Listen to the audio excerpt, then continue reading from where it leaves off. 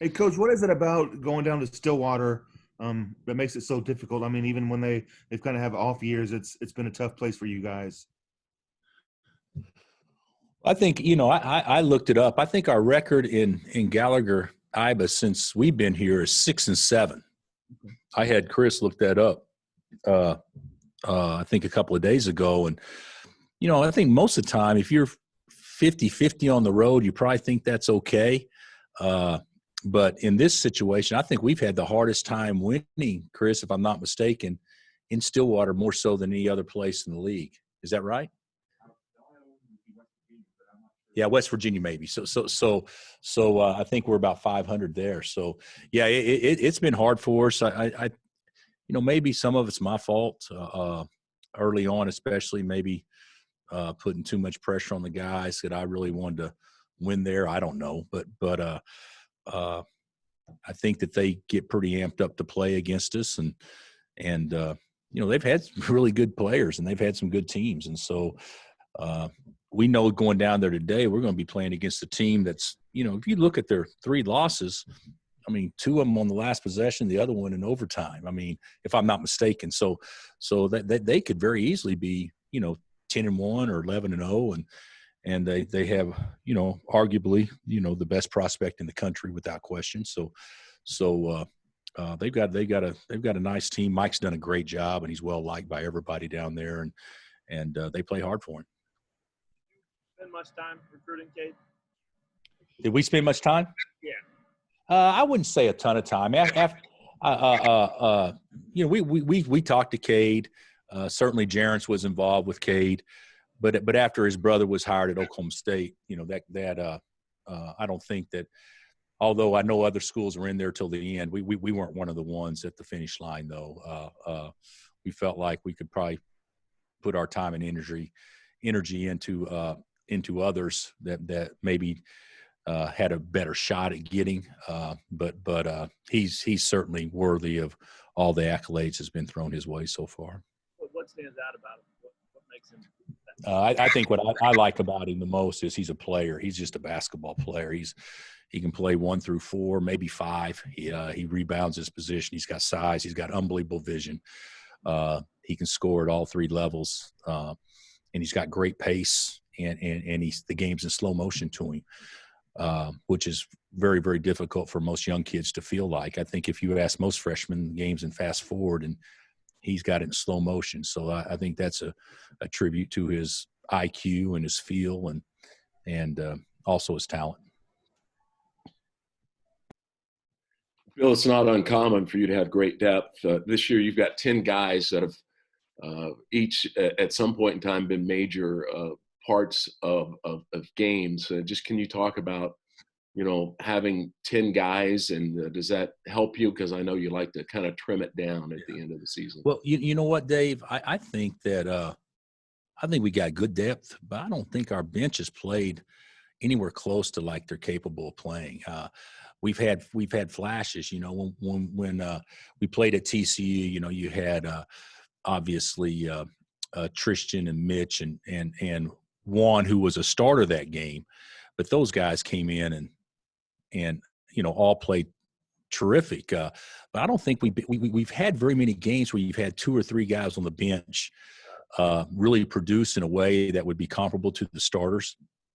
I know against Oklahoma, Mitch did, but other than that, I didn't feel like anybody was a major contributor to their talent level. So I like the fact that we do have 10 guys that we can put in there. Of course, and we haven't had Bryce since Christmas, but I still think there's another gear we can get to perform better and to rest the starters more minutes.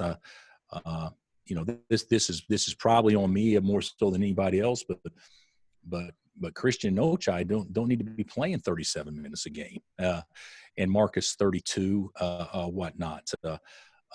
And the only reason Jalen didn't play more on Saturday was just probably because he had a rough first half. But that's not really utilizing your bench in the way that I had envisioned. Has Tristan taking advantage of this extended? I'm sorry, I can't hear. Can you turn that up, Connor? Is that possible? Is it all the way up? Okay, can you guys speak up? Yeah, I'll try again. Can you hear me? At my age, You got me now? I got you. Just with this extended opportunity that Tristan's gotten since Bryce has been out, have you seen him take any positive steps forward? Sure. I thought he was terrific against TCU. Now, I didn't think he was as good the other day. Every scouting report's going to say it, but he gets backdoored too often, every game, twice in the same game against OU, and you give up easy baskets and you don't create them on the other end. That's hard to overcome. So I do think that he's still got another year he can get to, but I think he's made the most of the opportunity, and I think he's played well for the most part. I just think there's some plays that he makes that if you go back and watch tape, a mental screw up, I think affects him in a way that maybe could affect his aggressiveness moving forward, and we got to eliminate those.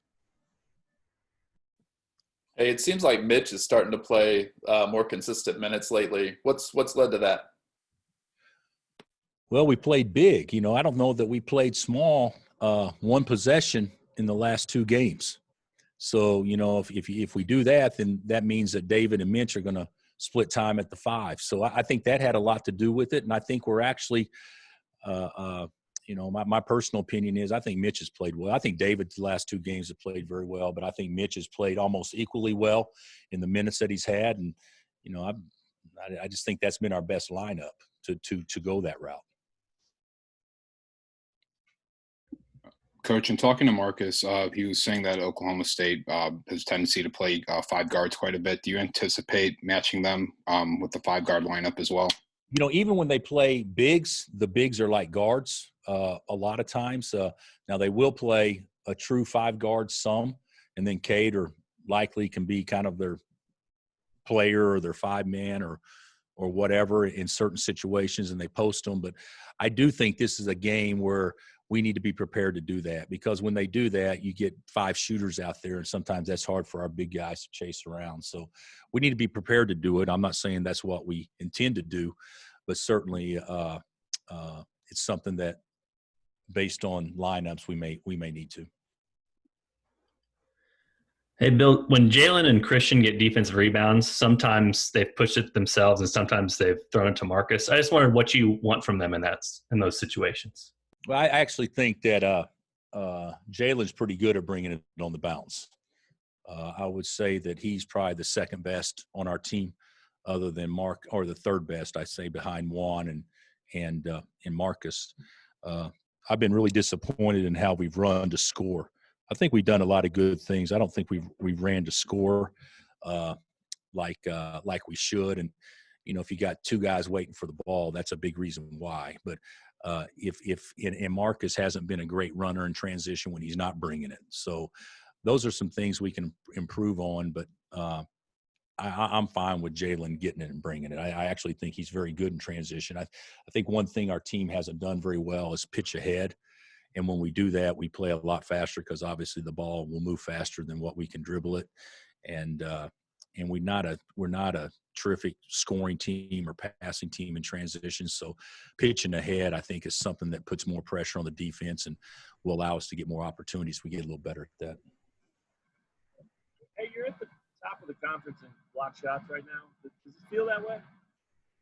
I'm sorry, something about block shots? Yeah, you're at the top of the conference right now. Does it feel that way? No, we're not a great shot blocking team by any stretch. But Mitch gets his fair share for the minutes he plays, and David hasn't gotten a ton, although he's been better in league without question. But what we kind of got, we got some guys that can run guys down and block from behind or alter. Even though they scored on it, CB had a great block in transition to eliminate an initial layup this past Saturday. So we're getting what are we getting, about 4 a game? And that leads the league. But I think that there's been years where 4 a game by a single player is a realistic. I don't know how many Cole averaged, without question. I don't know how many Joel averaged or maybe Doak in their best years, but it doesn't feel like that we have a dominant shot blocker by any stretch. Bill, is Bryce getting close to playing? Yeah, he practiced yesterday, Gary. It was limited, but he did practice contact. So he may be available tomorrow. He hadn't practiced since the 28th of December. So yesterday in a 15-minute contact situation, I don't know is enough time to give you an idea if he's, rhythm and things like that ready to go. But I know he's trying to get back as soon as possible. And the doc said he'd start improving at a pretty rapid rate in about 2 weeks, and it's been right at 2 weeks. So we think he's day to day. Hey, Bill, a couple times here you've landed a number one prospect type of guy with Josh and Andrew. In a big picture sense, what can that mean to a program like Oklahoma State? Well, I think, the biggest thing it does is I think that players want to go to places where there's a track record of putting guys in the league. It's one thing for Frank to spend 4 years here and be National Player of the Year and improve, as you guys saw, each and every year to the point where he could play in the NBA, or Devontae in the same way. But there's people out there saying, well, if he's that good, why do you have to stay 4 years? Whereas, the ones like Cade, they're one and dones regardless of where they went to school. Andrew is a one and done regardless if he came to Kansas or not. And there's other places out there that get those players. Now, do those places help develop them and prepare them for the NBA and style and all that stuff? Absolutely. But I think that getting a player like Cade and him going high in the draft will encourage other top prospects to say, I can go to Oklahoma State and this can happen to me. I think that's helped us in the past. And, of course, we haven't landed those type of prospects in the last 2 or 3 years. But there'll be a time where we do. And when that happens, that kind of opens the floodgates a little bit to others. How much of rebounding is skill and how much is will? Kenitra, I would say rebounding is probably far more will than skill. I think that there is some technique that goes into it, that knowing how to wedge or knowing how to spin and get half the pie, things like that, knowing how to read the ball when it leaves a hand, whether you think it's going to be short or long. There's our guys that are very good at that. But most of it is activity and always be moving and put yourself in a position where it's a 50-50 ball every time that you're on offense. And if you do that, there'll be 50% of the balls that will bounce your way. But I do think the best rebounders are the ones that go after the ball.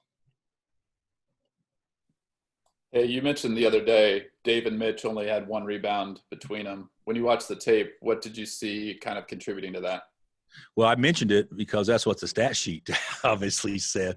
I think that a lot of times they're more worried about blocking their man off and keeping their man from getting the ball and allowing somebody else to get it, which in times is okay.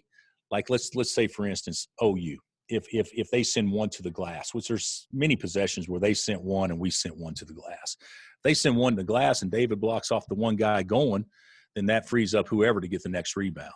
You play West Virginia like that, you're going to get your butt handed to you because they all go.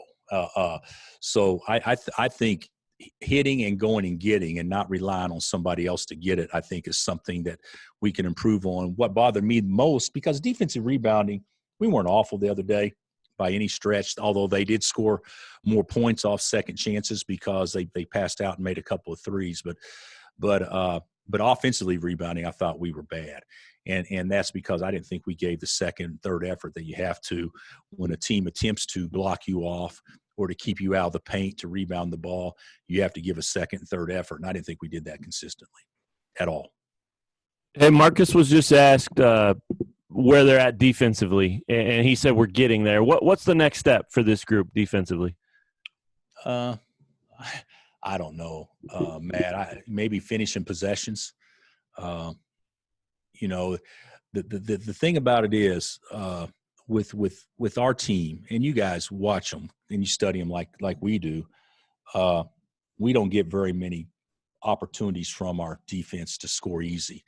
For instance, OU scored in the first half 3 uncontested layups basically off of our offensive miscues.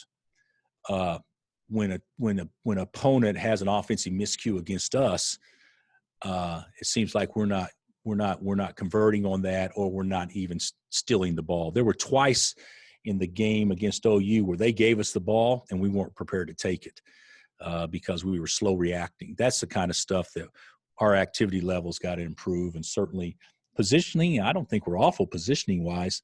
I thought we did a better job on ball screens. I thought we played the scouting report better, that we didn't do anything to create havoc. And that's something that I think the next step with good teams do is, they keep the other team from getting a good look, but they also take advantage when the other team screws up just by being at the right place and being active, and we're not doing that enough. Bill, with the schedule being slightly shorter, I know it's only a couple games difference than what it normally would be. Has that at all changed how you guys sort of manage workloads, whether it's in game or in practices throughout the week? No, not really. I will say this, we're not going long. Today, we'll go an hour today. We went 45 minutes yesterday. We got a lot of guys that are playing a lot of minutes, and I'd never heard of load management until the NBA came up with that a couple years ago. But it seemed like to me it used to be guys play 40 minutes and still practice all day.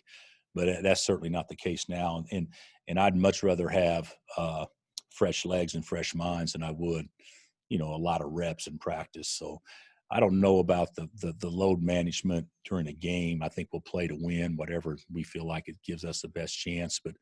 But during practice, I definitely want to keep them off their feet as much as possible. Got time for a couple more. Hey, Bill, will we ever see you in a suit again during a game, or are you kind of digging this casual look during COVID? Yeah, digging may be a little bit of a stretch, Romery, but I don't think you will. I don't think you will. I feel more comfortable. My dry cleaning bill is ridiculously lower than what it normally has been, and I think that I think it's a pretty good look, to be honest with you, for coaches. I do. There'll be some coaches do it without question, but I'm pretty superstitious about certain things. May depend on how we finish the season, because if we don't finish the season right, I'm sure how I'm dressed will play a large role in that. So who knows how we'll do it next year. Bill, good teams naturally win more close games, but do you think it also breeds confidence that helps them maybe in future close games? Yes, I do. But I also know when you play a lot of close games, you're messing with fire. I mean, you play a close game, a team takes a bad shot that goes in, you take a good shot that doesn't go in, and game over. So it doesn't always play percentages right, where the team that plays the best down the stretch actually wins.